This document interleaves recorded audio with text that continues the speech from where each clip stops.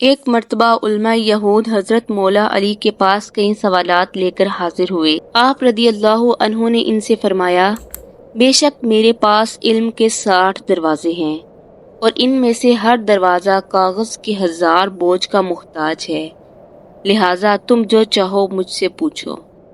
یہودیوں نے کئی سوالات کیے جن میں سے چند ایک یہ ہیں۔ وہ کون سی چیز ہے جو آسمانوں سے زیادہ بڑی ہے؟ وہ کون سی چیز ہے جو زمین سے زیادہ وسیع ہے؟ وہ کون سی چیز ہے جو آگ سے زیادہ گرم ہے؟ وہ کون سی چیز ہے جو ہوا سے زیادہ تیز ہے؟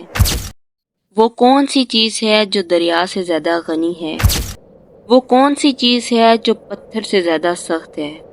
اسی طرح کئی سوالات کیے جن کے آپ نے ان کو جوابات دیے۔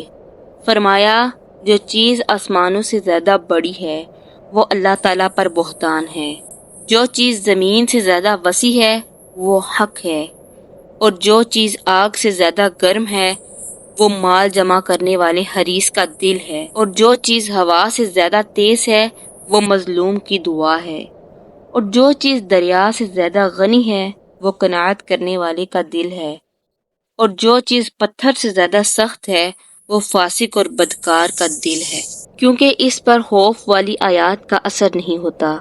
علماء یہود نے اپنے کئی سوالات کے جوابات سنے تو مولا علی سے متاثر ہو کر یہ بات کہنے پر مجبور ہو گئے کہ دین اسلام ہی دین حق ہے، اور وہ تمام کے تمام کلمہ پڑھ کر دائرہ اسلام میں داخل ہو گئے۔